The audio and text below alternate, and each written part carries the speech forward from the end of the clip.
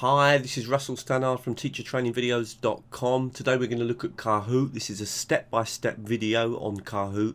I have another video on Kahoot on YouTube which has been played about 250,000 times, and I thought I'd update it. And one really important reason why I wanted to do that is because Kahoot is still free, but a lot of teachers now don't realize how you log in to get a free account. So I'm going to show you that. It's really, really important. I have to say Kahoot's a great tool. Very recently I did a presentation and I run a Kahoot with more than 200 teachers in a room, and it works absolutely perfectly. So it is a great tool. It does engage people. It's a lot of fun. And the other thing that I'll do is that I'll show you both the student view and the teacher view. So we're going to make a Kahoot and then test it, and then we'll come back again and then look at how we can make it even a bit more sophisticated. So let's get straight into it. It's Kahoot and it's still a free tool. Don't forget that.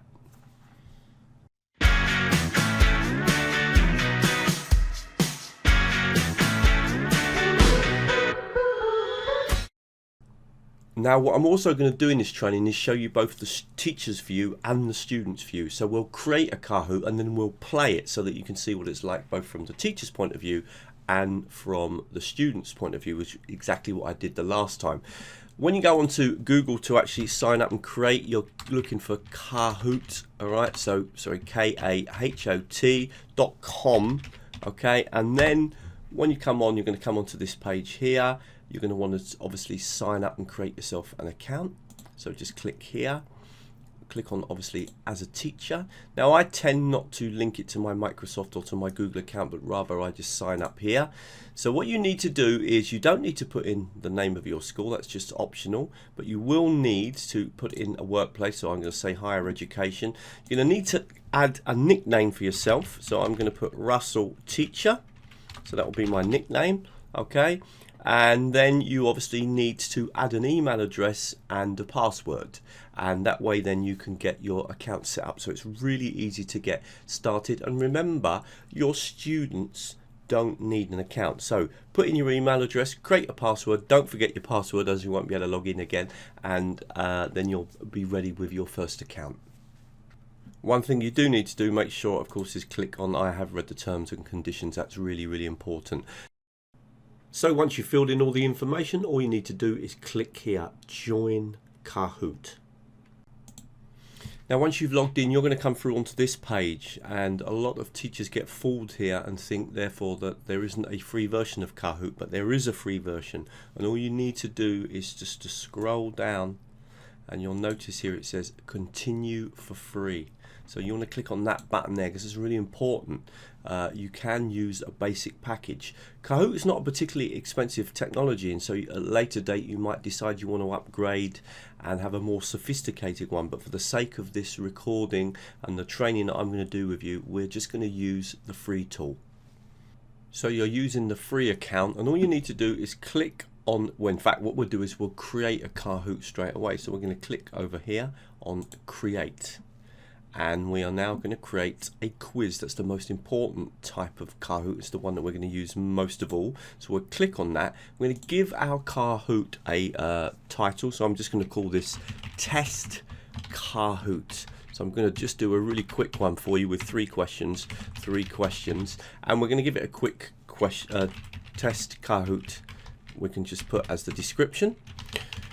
Okay, and then this here, we're just going to leave that all completely open. All right, so my Kahoot's available for everyone, and I'm going to do it in English. I'll come back and talk about all these things a little bit later. We're going to click on OK. Okay, now don't take any notice of that. Just click here. We can just put here a hashtag to keep them happy. All right, that's all they need, and then click on OK. We know we can add an image maybe later, and I'll do that and show you how to do that as well. What I want to do for now is actually create a Kahoot and test it. So let's put in our first question. So we're going to click here, and what we're going to do is we're just going to do three really quick questions just to get a little idea of how Kahoot works, and then we're going to test it. So the first question I'm going to ask is what is the population of London? What is the population of London? Okay, that's my first question. I'm going to allow 20 seconds for the people to answer. I'm going to award points if they answer quicker. As the first answer, I'm going to put 20 million, and that's too many. As the second answer, I'm going to put 5 million, and that's not enough. And for the third answer, I'm going to put 2 million. Well, that's definitely not enough. And then the current answer is around about 9 million. Okay, so we're going to put that. So we need to say that that is the correct answer. And we've now created our first question. And all we need to do now is click on next.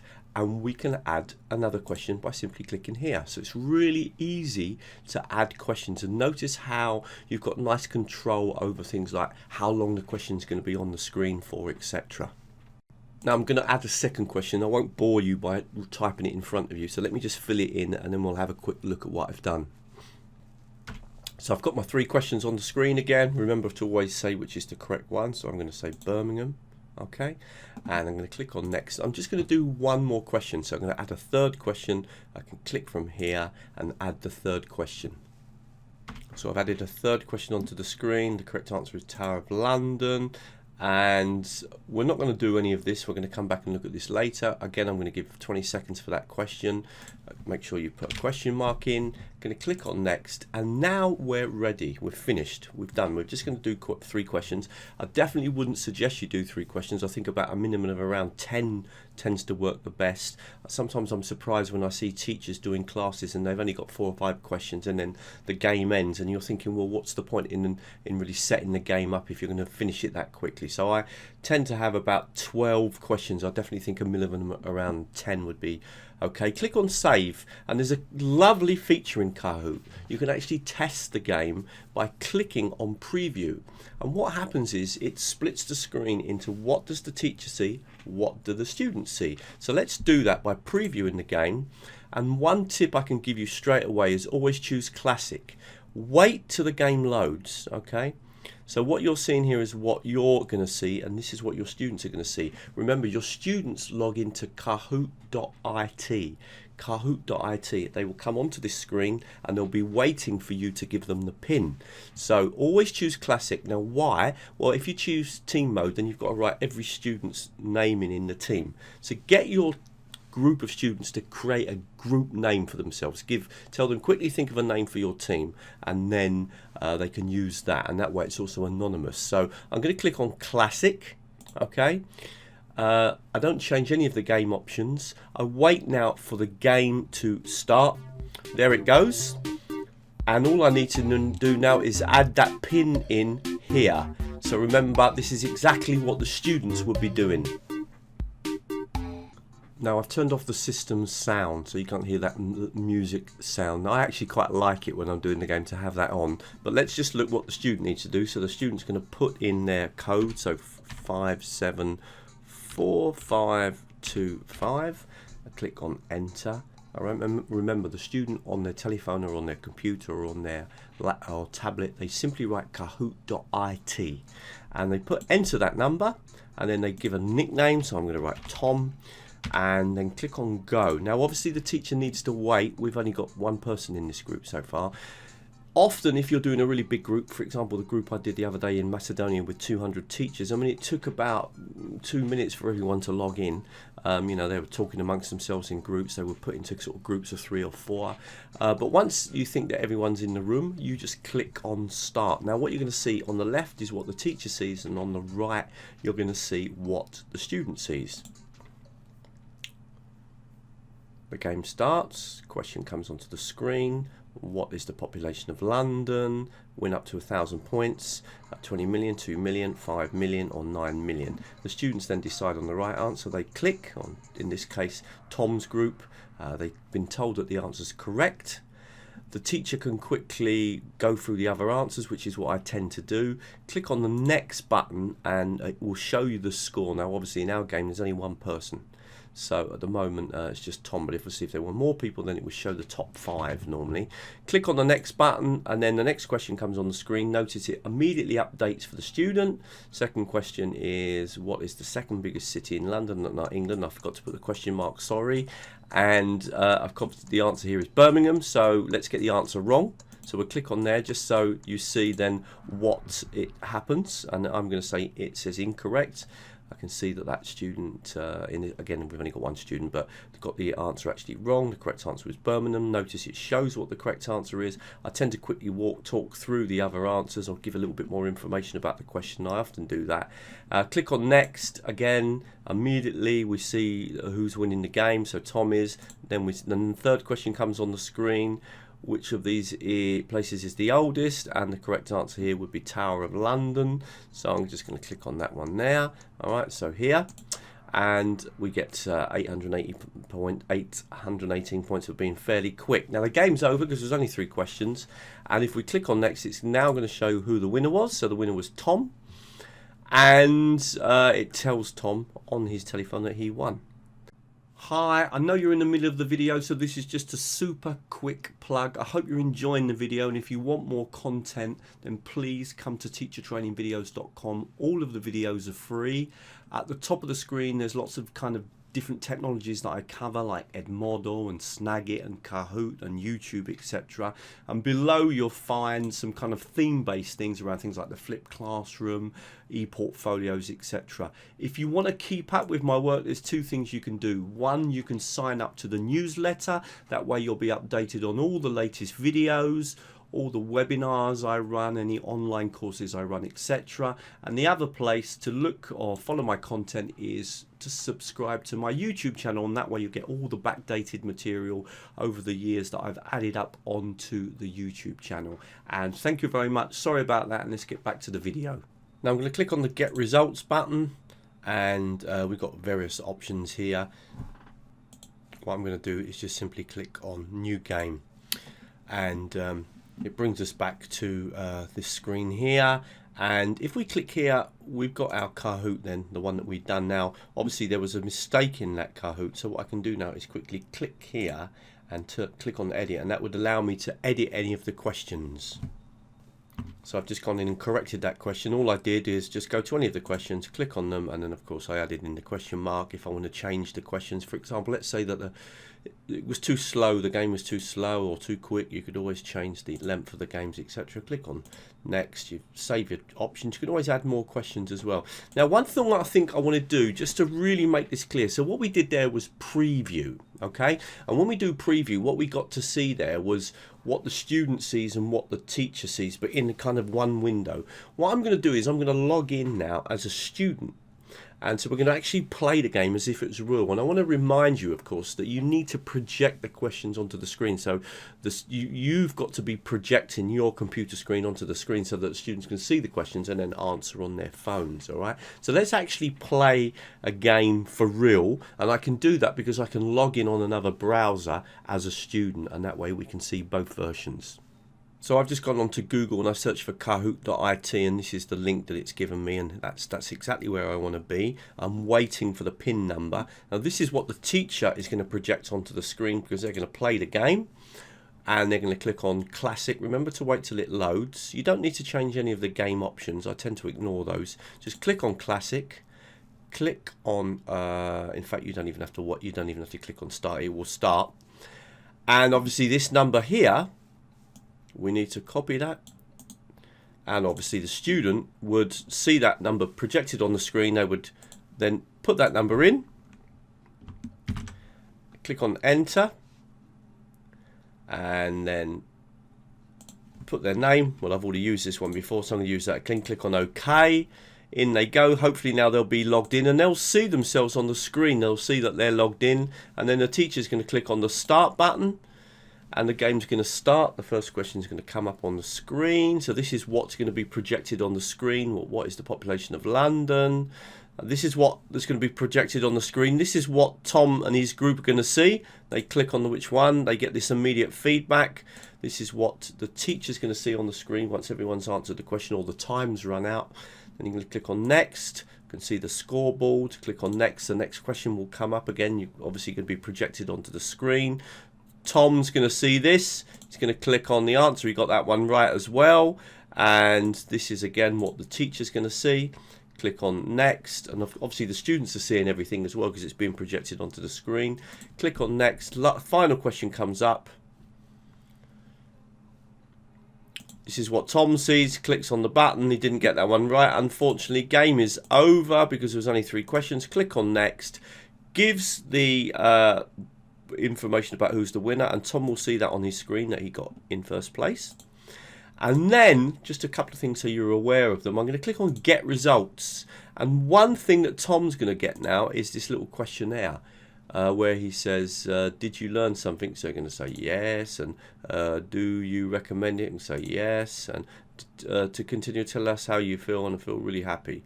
Okay, so awesome. And actually the teacher can look at that feedback, because the teacher can has got a couple of things here. They can see the feedback by clicking here, and so they can see how everyone rated the game, but they can also save the results. So they can click here and they can kind of download the results or save them to their drive. So I'm going to download the results by just clicking here, and it gives you a little bit more information, or it doesn't give you as much information as it used to. Unfortunately, it used to give you more information, but we're just going to click it open. And if I remember rightly, if you look at the bottom here, you've got this kind of overview. Then you can click on the final score. See, if you click here, this is quite useful. Gives you all the players and gives their final score. So in this case, we only got 1. And then we got this question summary. And the question summary can be quite useful. If you click on the first one, so how many people got the answer right, okay? So again, you get all this information, and that can be really useful to you, because it can kind of tell you, well, what do I need to go back over again? Which answers did the students get wrong? Which answers did the students get right? So it's really useful information in terms of how many correct answers were, etc. Now, obviously, this is not very good at the moment because we've only got one person doing an activity. So let me quickly show you what it would look like if we were looking in detail at, say, where you've had 20 or 30 people playing a game. So I've just logged into my real account now, and if we click on my Kahoots, you can see that I've actually got quite a number of Kahoots. And what I can do as well is come up to my reports, and what I'll do is I'll download a recent report. This one here, there were 36 players, so we're going to download that. So we're going to click here and download reports, just the way we did a moment ago with the one that only had 3 people. You have to wait a few seconds for that to download. There it is, and we're going to click on that and open it up and see the sort of information that we get. Again, notice that we've got all these tabs here. Now in this case, we've got plenty of tabs because actually there are a lot of questions. And if I just click here on summary, I get all the names of the players. Notice that all my players gave themselves a nickname, so I've got no real names here at all, and I can see how many people got the answer wrong, how many people got the answer right. It's going to be really useful. And in this case, I can just flick through and quickly look at who got the answer wrong. Now, the good thing about this, if I see lots of red, that means it's something really that I need to think about maybe revising again. If I see lots of green, then I don't have to worry, because I know that they're obviously getting that answer right. So I, for example, might be worried about question 8. I might be particularly worried about question 13, which was a trick question asking them about my website. So you get the idea. And of course, I can even go through specific questions and see some statistics about how many people got it wrong, how many people got it right. So for example, this question, 11 people got the answer correctly, 12 people got it. Chose the wrong answer for the first option, etc. Now this information is pretty detailed, so you have to spend quite a lot of time on it, but it can be useful, particularly that kind of question summary, because it immediately will tell you, okay, I need to do more revision on here, or I need to do more revision on there. Now that really is enough to get you working with Kahoots, but I'm just going to kind of show you a few more things. So we're going to click, obviously, when you want to create a new one, you click here. When you want to see your old Kahoots, you click here. There are a couple of really nice things to keep in mind. If you click on this button, for example, you can share your Kahoot. So if you've made a Kahoot that's really good and you want other people to be able to access it, well, one way is that you can click on this button and you can either send them a share link to the quiz, and I believe that you copy that, or here you can add in someone's email. Now, if you remember, I'd already created an account earlier, so what I'm going to do is I'm going to write in the username, which if you remember was Russell Teacher, all right, because we're now in my real account, so we're going to write Russell Teacher, and okay, and then we're going to click on share, and that should hopefully share that quiz with Russell Teacher. Now if you want to see which ones have been shared with me, for example, I can click here and see my ones that I've had shared with me, okay, which is, there's a number of them that have been shared with me. Okay, but let's log in back in as Russell Teacher and see whether Russell Teacher has received that quiz that I've just sent to him. So I've just logged back in as Russell Teacher, that's my other account, and if I now go to my Kahoots, well, we can see the Kahoot that I made, the one with the 3 questions, but if I click on shared with me, I notice now that I also have the Kahoot that's been shared with me. So we can share Kahoots, which is great, and obviously this one here has already got 13 questions in it, so this has obviously saved this person a lot of time, and they can even edit it and add more questions and etc, etc. Now, right at the end of this video, I will provide you with a link to some more advanced stuff on Kahoot. I think we've really covered all the basics, but if you wait to the end of this video, there's a link that you can click, or you can click below in the description and watch a more advanced set of videos about working with Kahoot. Hi, I really hope that video was useful. Please like it, please comment on it and ask me any questions if you've got any questions, and of course please share it with other teachers.